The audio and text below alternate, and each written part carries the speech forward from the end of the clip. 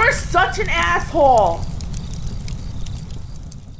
AssholeConsulting.com, and we're going to nip stuff in the bud. We're going to stay on top of it. Staying on top of it. Stay on target. Just break it up. Stay on target. Just loosen up.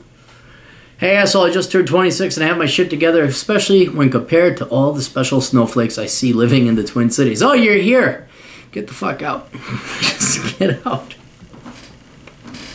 Got a solid IT career going with a small company that's given me challenging projects. Not being surrounded by office-based cubicle zombies helps too. That's a big perk in the debt collections industry. Everybody you work with is pretty much guaranteed to have a person on it. I bet. I've been told I do good in debt collections. I should become a repo man. I've got plenty of fulfilling hobbies to occupy my free time, such as running karaoke concerts and traveling. Was a fat fuck growing up, but I've been living healthier after college, and I'm in the best shape of my life. Bravo! Bravo. The amount of attention I get from girls is through the roof now that my abs are starting to show through. All in all, I'm right on track where I want to be, and life is pretty damn awesome. Now, here's the background why I'm contacting you. I cut off all communications with my parents a couple of years ago and need advice on how to explain that to people. My parents are the most miserable people I've ever known. My dad was a guy who had no friends at all and would drink alone when he came home from work. He was so fucked in the head that he couldn't enjoy life. I grew up walking on eggshells, trying not to get the shit kicked out of me or yelled at for hours about how worthless you are or how much I've sacrificed for you. Ah, those lovely parents. My mom just sat there in a daze and acted like nothing was wrong. It also did nothing. It didn't help being so isolated since our house was 15 miles away from the nearest Iron Range town full of inbred rednecks. Oh man, you were way out in the middle of nowhere. Growing up in that environment made me very driven. I was determined to succeed in school and get the hell out of there. I also told myself that if I ever had kids, that there's no way in hell I would raise them in that environment, that this stops with me. My past doesn't equal my future. I'm going to have a great time while I'm on this planet, no matter what. I spoke with the shrink for a few sessions to make sure that my head is screwed on straight. If I do feel anxious or down, I find that going for a good run knocks out the bad vibes really well. There you go. Absolutely. Good man. Every day I make it a point to be full of energy and spread good vibes whenever I can. Look at this. You guys could all take a lesson from this guy. Maybe even me. A couple years ago, I decided to cut out any people from my life that I viewed as toxic or overly negative. My parents were the first on the list. How do I explain this when I'm talking to casual acquaintances, especially in a more professional setting such as work? It's really annoying around holidays when people ask me if I'm going home to see my family. Obviously, you don't want to unload your life story on someone you don't know very well. So I usually say that I don't get along with my parents. I'm not too close to them and leave it to that. Well, see that, yeah, but then you get the weirdo vibe. What's wrong with him? You think I'm doing this the right way, or do you have a better strategy in mind? You never steer me wrong before, and I can't wait to hear your feedback. So I said, okay, well, you know. So I asked, so did your parents evolve or improve at all since you left town, or have they continued to stagnate and deteriorate? He says, regarding improvements, they have improved but not really. I confirmed them about these issues in 2014, and at the time they seemed like they were sorry and wanted to change. Since leaving town, my dad has quit drinking. Oh, okay, that's good. Which I give him big props for doing. Yeah, you sound like you're a little harsh on your folks. They're isolated shut-ins, though. One thing that tells me they haven't really changed is that they would always be bordering on guilt-tripping, asking why I don't come up and see them more often, but they never once reciprocated and made the trip down to see me. Well, join the club, pal. I moved to the cities in June of 2014 and didn't break off contact with them for good until November 2015. So that adds up to a year and a half where they had the opportunity to drive down but didn't. At one point they were going to come down, but my dad texted me and wanted to change plans at the last second. Instead of driving to where I was living at the time, he said they were going to drive down to a state park for an hour and a half northwest. It kind of, you know what? Actions say more than words, man. Like if they're like, no, we can't, no, we can't.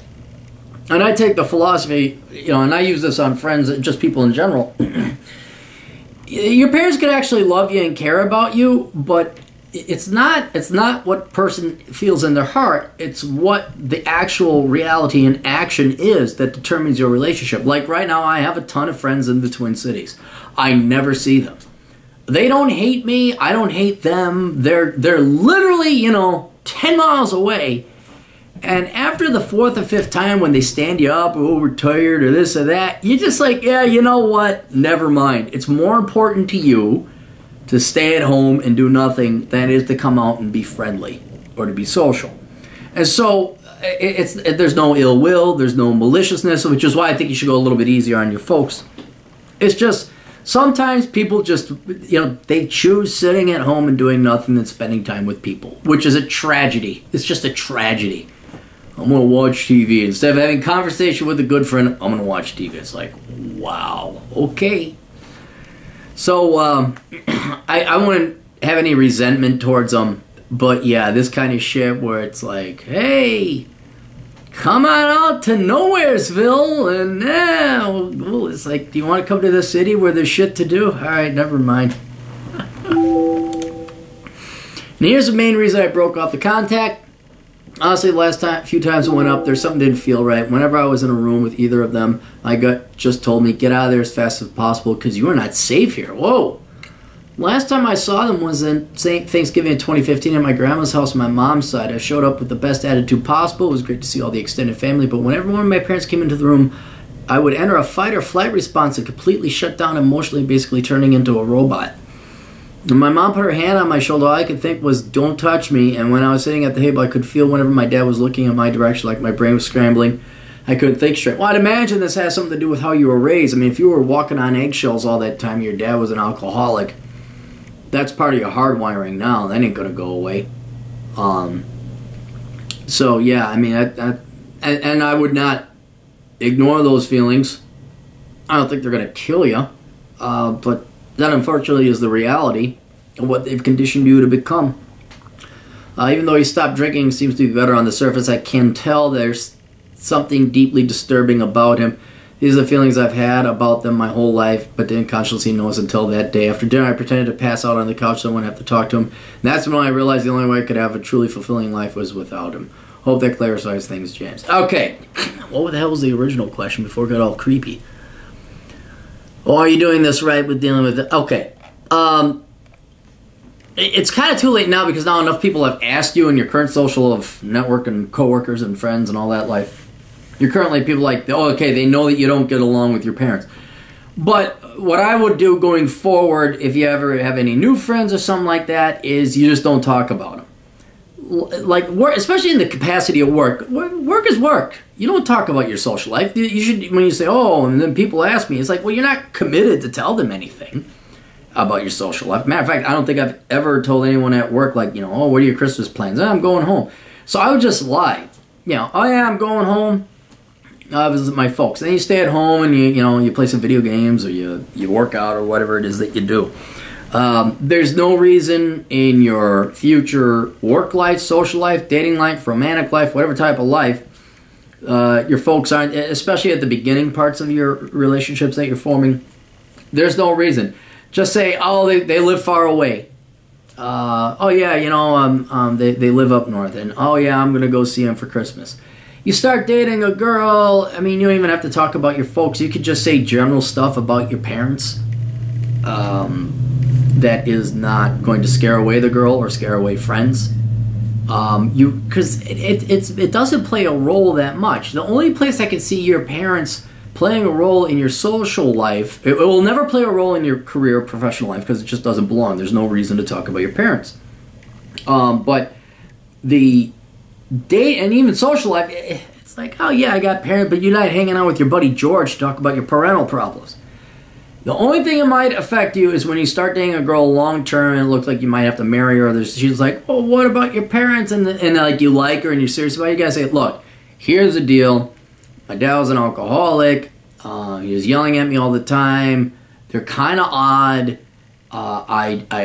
They don't really make the effort to come hang out, and so I kind of stopped seeing them a while. And you just be truthful with the girl, and even then, because you gotta feel out girls too. I don't even think that'd be something you tell a girl. Some people think, oh, we've dated 3 months. That's a long time. That's something I'd like hold off for like a year or two. That's not needed. That's not needed. You don't tell a girl you're interested in. Because there's no upsell there. There's really no upsell. It's not like the reverse with guys where the girl has parental issues and daddy issues. Like, cool, girl with daddy issues. This is going to be a lot easier to get laid now. Or you're kind of the white knight, although there's a little bit of like, oh, I can help solve her problems. Like, oh, she'll need me, and then I'll help out this person, and I'll have validation. So it's the reverse for women. Like, oh, he doesn't have stable. Oh, what's wrong with you? So that is something you don't tell people about that. You just don't. And there's plenty of wiggle room and gray area because parents don't normally play that much of an interactive role with your life and your friends and other facets of your life that you could just simply dismiss it. Oh yeah, I'm going up for Christmas. I'm going up for Easter. Or, oh, no, my folks are going to visit my brother. My folks are going to another place. They snowbird. There's a perfect one. You knock out Thanksgiving, Christmas, and New Year's. All right there. They go down south. Yeah, they really like it down in, Florida or wherever, pick a state. So is that. I hope that clarifies things. Yeah, and then, so that's how I'd handle it. But then as for your folks, yeah, I mean, you've talked to a therapist already. I'm sorry that, it's sad and tragic when you have that visceral, instinctual response like, I'm in trouble. I don't know what to say to that. And yeah, you got to kind of follow it. And if they're not going to make the effort, yeah, I always like, hey, go easy a little bit on your folks. They didn't beat you up. Nobody's perfect. And then, look, you guys all know I'm highly critical of baby boomers, all right? But at the same time, a lot of times, you got to, especially with younger kids, like, oh, my parents are horrible, man. It's like, yeah, are you sure you're just not a whiny cunt? You're just a whiny, spoiled brat? And so you have to forgive a little bit and give them a little bit of leeway because there's no instruction manual. Certainly hold them up to standards, but yeah, it's usually you would prefer to have a relationship with your folks. But if it's weird ass shit like this, yeah, not to sound like Stefan Molyneux, I'd call Stefan Molyneux. He's the one that would probably figure out this as to whether or not you should, because I kind of find it's sad you don't have a good relationship with your folks, That's kind of sad. Can't come up like, hey, Dad, let's go do this, or hey, Ma, let's go get lunch. But if you wanted to have a good, healthy relationship with your folks, you got to find out why you don't feel safe around them. That right there. And maybe it's worth it, maybe it's not, but that'd be something to go to talk to old Steffi. Donate, do the right thing. So I gotta donate to him. I know we all give him shit, but if you listen, you really ought to donate. Those are his rules. He does good work, guys. Let's just be honest. So, okay, that's all we got. You guys got questions? Go to assholeconsulting.com, where I, America's older brother and the world's only professional asshole, will give you the truth. You can go and read my blog, CaptainCapitalism.blogspot.com. The books. They're on Amazon.com. Lots of them. Genius. Every single one. Every word a picture. Go buy it and be smart. And that's it. We'll see you kids later. Tools.